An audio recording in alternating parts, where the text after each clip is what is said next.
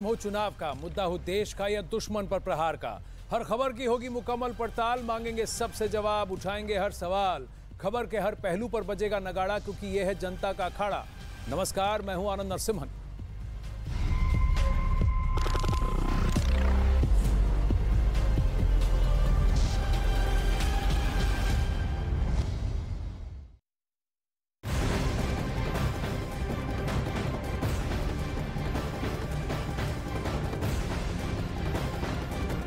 अखाड़ा में आज रूस यूक्रेन युद्ध पर फोकस रहेगा और इस वक्त बखमूत में भयानक जंग चल रही है। ये बड़ी खबर आ रही है अखाड़ा में। यूक्रेन का दावा है कि उन्होंने रूसी सैनिकों को बखमूत शहर के अंदर और बाहर रोक रखा है, लेकिन हजारों की संख्या में रूसी सैनिक लगातार आगे बढ़ रहे हैं। आखिर वजह क्या है, यही समझने की आवश्यकता है। बड़ी खबर यह है कि रूस की सेना ने यूक्रेन पर ताबड़तोड़ मिसाइलों से हमला बोला है। यूक्रेन के कई इलाकों में मिसाइल स्ट्राइक को अंजाम दिया गया है, जिनमें पावर लाइंस को भी निशाना बनाया गया है। रूस ने यूक्रेन पर ताबड़तोड़ हमले किए हैं। कीव में 40% इलाकों में बिजली की सप्लाई ठप हो गई है।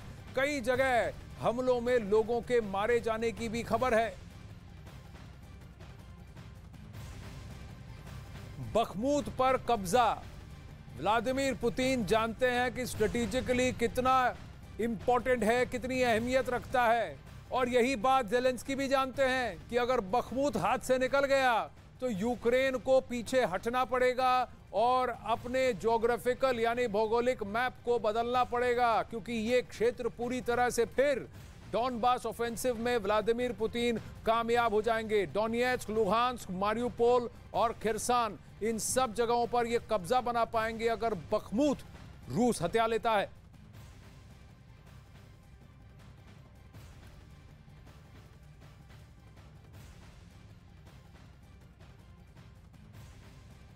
आइए अब इस बात को जरा मैप से समझते हैं कि यूक्रेन में कहां-कहां इस वक्त अटैक्स को अंजाम दिया जा रहा है और रूस कहां पर हावी हो रहा है। रात में इन हमलों को अंजाम दिया गया कीव, लिएव, जतोमर, खार्किव, ओडेसा, नीप्रो, क्रिएवराग और फिर जापोरिजिया, मिकोलाइव, यहां सब जगह हमले किए गए हैं। रिपोर्ट्स आए हैं, अगर आप देखें तो स्प्रेड है पूरा। वहां लीव तक जाकर हमले किए गए ताकि यूक्रेनी सेना को कंसंट्रेट ना करने दिया जाए, इनको फैला दिया जाए। लेकिन फोकस कहां है? फोकस इस रीजन में है जहां बखमूत पर वो कब्जा बनाना चाहते हैं। अब एक कार पर हमला हुआ है जिसमें लोग घायल हुए हैं। 40% इलाकों में बिजली भी गुल हो गई है। लीव में रिहायशी इमारतों पर मिसाइलें गिरी हैं।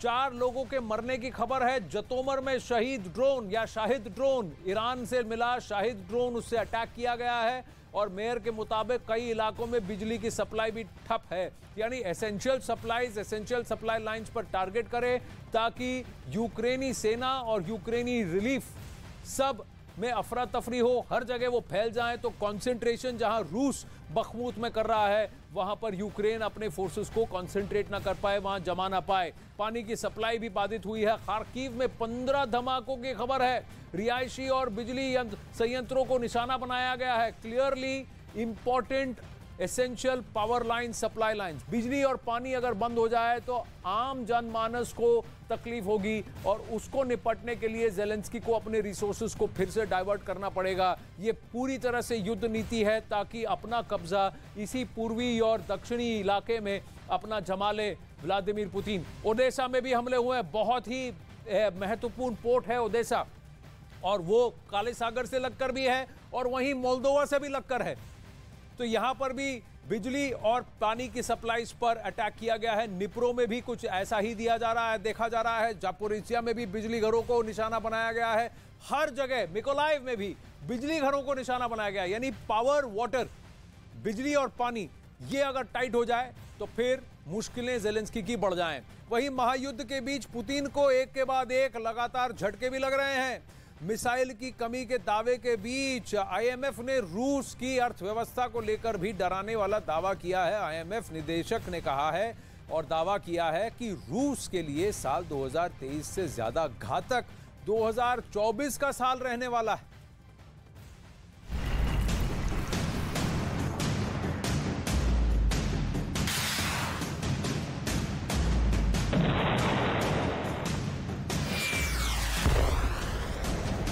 पिछले एक साल में दुनिया ने तबाही की वो तस्वीरें देखी जिससे आज तक हर कोई अनजान था। हर उस हथियार से आग उगलते देखा जिसका जिक्र या तो किताबों में था या फिर महाविनाश की कहानियों में।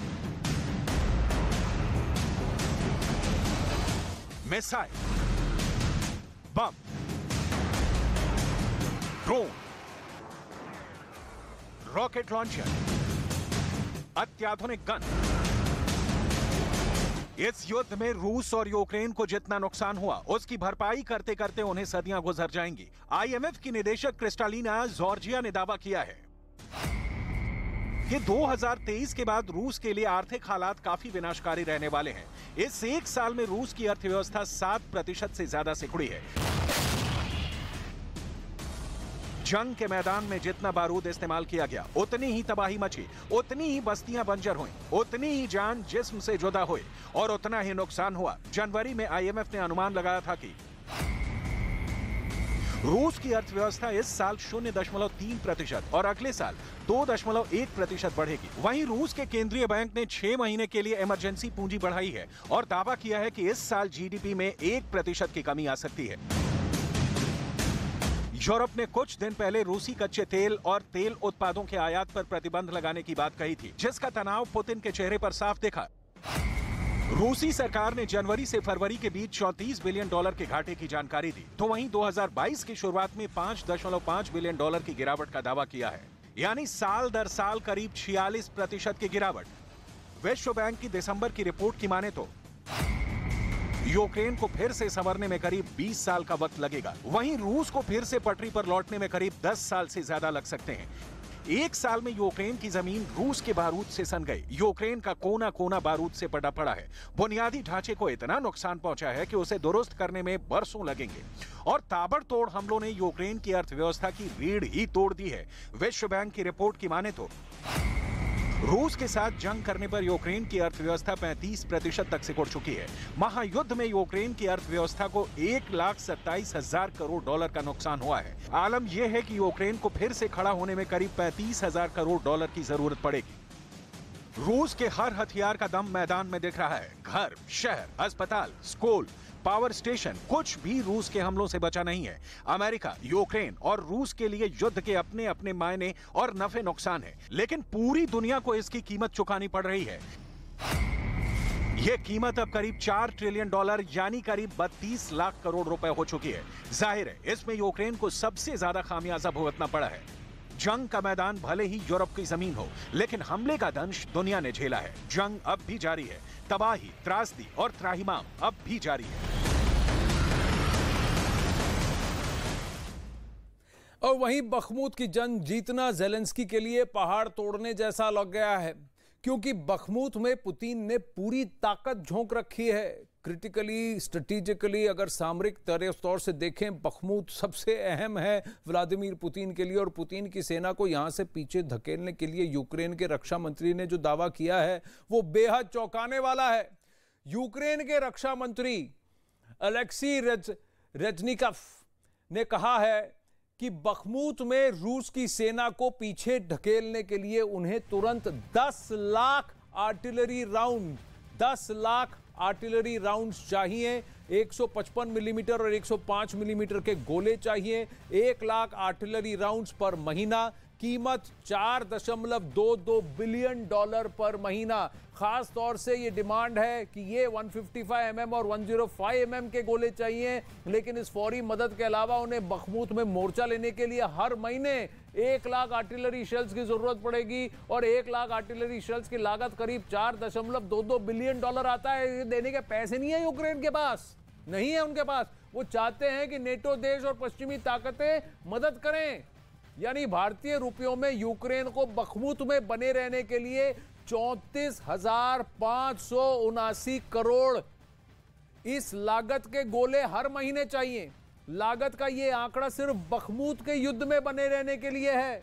इतनी आर्टिलरी शेल्स या कहें इतने रुपए खर्च करने के बावजूद भी इस बात की कोई गारंटी नहीं कि बखमुत में यूक्रेन का झंडा गड़ा रहेगा। हो भी सकता है कि रूस वहां यूक्रेन को हरा दे। तो ये आप देख सकते हैं कि इस युद्ध का खर्चा कितना है और ये युद्ध खत्म होने तक आर्थिक रूप से कितना पिछड़ जाएगा यूक्रेन? अमेरिका और रूस के बीच तनावपूर्ण माहौल है।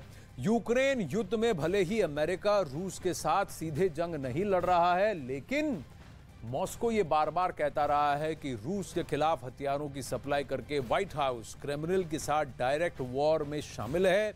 और इस बीच में अमेरिकी खुफिया एजेंसियों ने दावा किया है कि यूक्रेन युद्ध से हालात ऐसे जरूर हैं कि रशिया और अमेरिका के बीच सीधी टक्कर होने की संभावना है।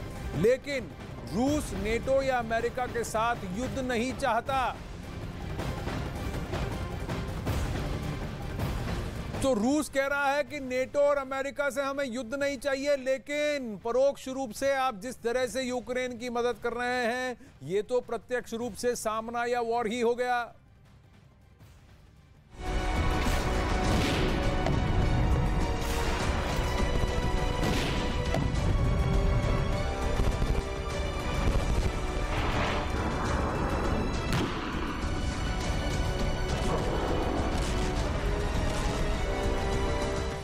एक साल 13 दिन हो चुके हैं। रूस जैसी महाशक्ति को यूक्रेन पर फतह हासिल नहीं हो सकी है। रूसी सेना 4 गुना ज्यादा गोले बरसा रही है, फिर भी यूक्रेन टक्कर देने के लिए डटा हुआ है। पुतिन की पलटन को जवाब देने के लिए ज़ेलेंस्की के जांबाज अगर युद्ध के मैदान में भी खड़े नहीं हो पा रहे हैं, तो उसकी सबसे बड़ी वजह है अमेरिका। युद्ध हर गुजरते दिन के साथ और भी ज्यादा भयावह और भी ज्यादा खतरनाक होता जा रहा है, क्योंकि इस जंग में नए, आधुनिक और कहीं ज्यादा घातक हथियार उतरते जा रहे हैं।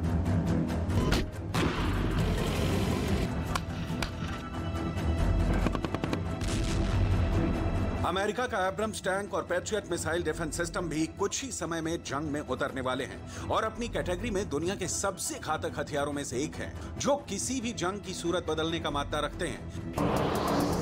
बाइडेन भले ही पुतिन के खिलाफ लड़ने के लिए ज़ेलेंस्की को हथियारों की बड़ी खेप दे रहे हैं, लेकिन अमेरिका कभी भी रूस से सीधी टक्कर नहीं चाहता है। और शायद यही वजह है कि जब भी रूस की ओर से अमेरिकी धरती को खतरे का सवाल उठता है, तो अमेरिका हमेशा ही एक जवाब देता है कि ऐसी कोई तैनाती नहीं है, ऐसे कोई हालात नहीं है, रूस की ओर से ऐसी कोई तैयारी नहीं दिखती जो अमेरिका के लिए खतरा बन सके।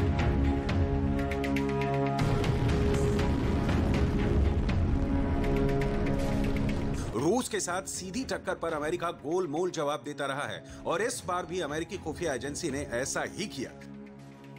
अमेरिकी खुफिया एजेंसी ने दावा किया कि नाटो से रूस सीधी टक्कर नहीं चाहता। हालांकि अमेरिका और रूस की सीधी टक्कर होने की आशंका है। यूक्रेन युद्ध की वजह से पुतिन की लोकप्रियता गिरी है। पड़ोस में युद्ध की वजह से पुतिन अपनी कुर्सी खो सकते हैं। रूस की राष्ट्रीय सुरक्षा को खतरा पहुंच सकता है।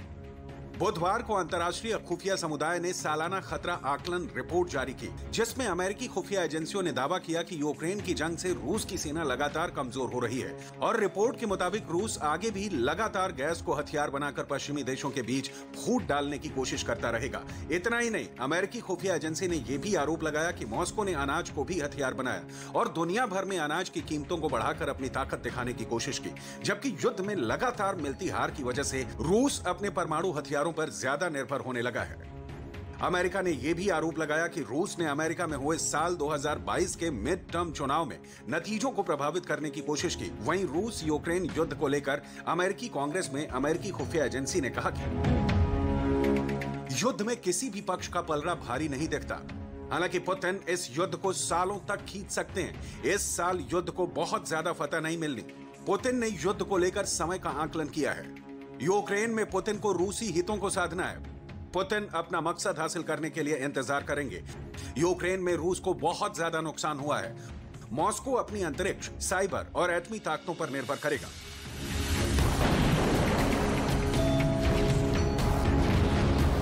अमेरिकी खुफिया एजेंसी की यह रिपोर्ट जाहिर करती है कि रूस ने सालों तक लड़ने की तैयारी की हुई है और साथ में परमाणु खतरे को बढ़ाने की कोशिश जारी रखने वाला है। यानी रूस दुनिया को अपनी परमाणु ताकत से डराता रहेगा। वहीं इस रिपोर्ट में अमेरिका के भीतर रूस से सीधी टक्कर का भी डर दिखता है, जो अमेरिका किसी भी सूरत में नहीं चाहता। और यही वजह है कि यूक्रेन को हथियारों की खेप से मदद दी जा रही है, ताकि पुतिन यूक्रेन में ही फंसे रहें और यूक्रेन की सीमा के आगे युद्ध को लेकर ना पहुंचे।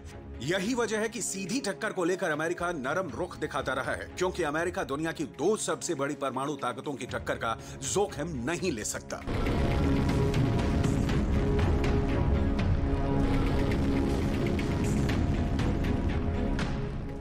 अब सवाल यह है कि अगर नेटो और रूस में जंग होती है तो किस पर कौन भारी पड़ेगा, युद्ध में क्या होगा कहा नहीं जा सकता, लेकिन आंकड़ों के आधार पर ताकत का अंदाजा जरूर लगाया जा सकता है।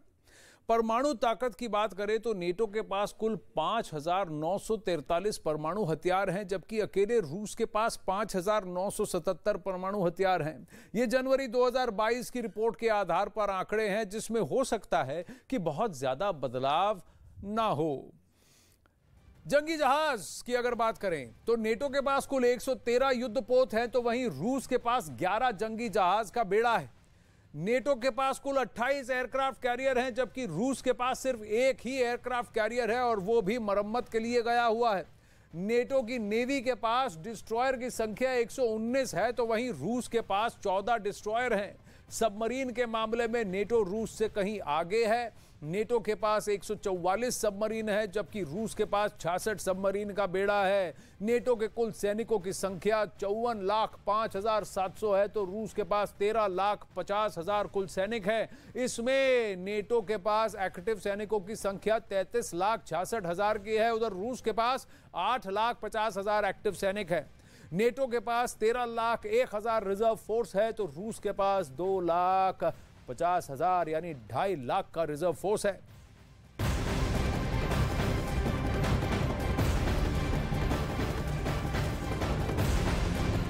अब वहीं पाकिस्तान ने पूरी दुनिया को एक बार फिर बता दिया है कि वो भरोसा करने लायक नहीं है। जो रूस भूखे पाकिस्तानियों का पेट भरने के लिए गेहूं भेज रहा है, उसी रूस पर हमले के लिए शहबाज शरीफ यूक्रेन को गोला बारूद सप्लाई कर रहे हैं।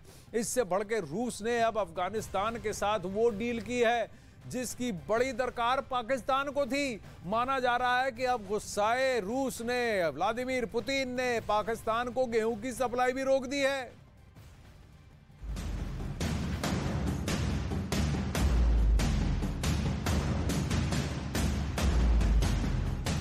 हथियारों की सप्लाई के लिए यूक्रेन से हाथ मिलाकर पाकिस्तान ने बहुत बड़ी गलती कर दी है, जिसका खामियाजा उसे आगे चलकर भुगतना पड़ सकता है। वेपन सप्लाई के लिए ब्रिटेन से पाकिस्तान की डील से पुतिन बुरी तरह भड़के हुए हैं। इसीलिए उन्होंने अफगानिस्तान से वो डील कर डाली है जिसकी दरकार पाकिस्तान को थी, और पाकिस्तान एक अरसे से रूस से इस डील की उम्मीद पाले बैठा था। पाकिस्तान ने रूस के साथ जो विश्वासघात किया है, उसका जवाब रूस ने अफगानिस्तान के साथ ऊर्जा समझौता करके दिया है।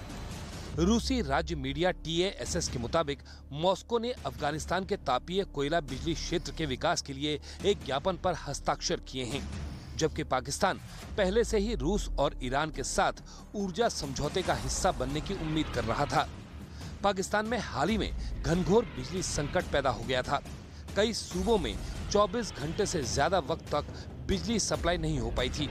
ऐसे वक्त में अफगानिस्तान के साथ थर्मल पावर डील से पाकिस्तान हाथ मल कर रह गया है। यही नहीं, रूस ने अफगान शहरों में जनता के लिए आधुनिक चिकित्सा प्रयोगशालाओं की स्थापना के लिए एक परियोजना भी तैयार की है।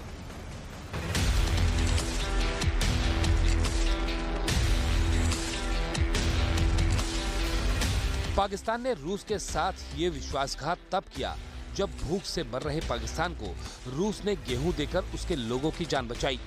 अब पुतिन को ये बात पता चल गई है कि पाकिस्तान थर्ड पार्टी के तौर पर यूक्रेन की मदद कर रहा है, तो भी पाकिस्तान को पुतिन के गुस्से का शिकार होना पड़ेगा। एक रिपोर्ट के मुताबिक पाकिस्तान ने हथियारों की एक बड़ी खेप यूक्रेन भेजी है, और ये खेप ब्रिटेन की ओर से यूक्रेन को दी गई है, जिसे कराची के एक बंदरगाह से 162 कंटेनरों में भरकर रवाना किया गया। पाकिस्तान से भेजे गए रॉकेट और गोला बारूद जर्मनी के रास्ते यूक्रेन भेजे गए। दरअसल पाकिस्तान ने ब्रिटेन के साथ एक डील की थी, जिसके तहत वो यूक्रेन के लिए गोला बारूद, रॉकेट और गोलियों का उत्पादन करेगा, लेकिन वो इन हथियारों को यूक्रेन को डायरेक्ट सप्लाई नहीं करेगा। इसकी सप्लाई ब्रिटेन करेगा। ब्रिटेन पाकिस्तान के कराची बंदरगाह से हथियारों से भरा शिप जर्मनी भेजेगा, जहां से जर्मनी की जिम्मेदारी होगी कि वो यूक्रेन तक ये जहाज सही सलामत पहुंचाए। चूंकि पाकिस्तान सीधे तौर पर यूक्रेन को हथियार नहीं बेच रहा है, इसलिए वो निश्चिंत था कि रूस उस पर गुस्सा नहीं करेगा। लेकिन वो भूल गया कि यूक्रेन को किसी भी तरह से मदद करने वाला देश रूस की हिट लिस्ट में शामिल है। इस लिस्ट में अब पाकिस्तान का नाम जुड़ गया है। रूस और पाकिस्तान के बीच 5 लाख टन गेहूं खरीद की डील हुई थी, जिसके बाद पिछले हफ्ते ही रूस से 50,000 टन गेहूं की पहली खेप लेकर मालवाहक जहाज ग्वादर पोर्ट पहुंचा और आने वाले दिनों में रूस ऐसे 9 और जहाज गेहूं लेकर पाकिस्तान भेजेगा। लेकिन माना जा रहा है कि पाकिस्तान के धोखे के बाद रूस गेहूं भेजना रोक भी सकता है, जो बदहाल पाकिस्तान के लिए अच्छी खबर नहीं होगी।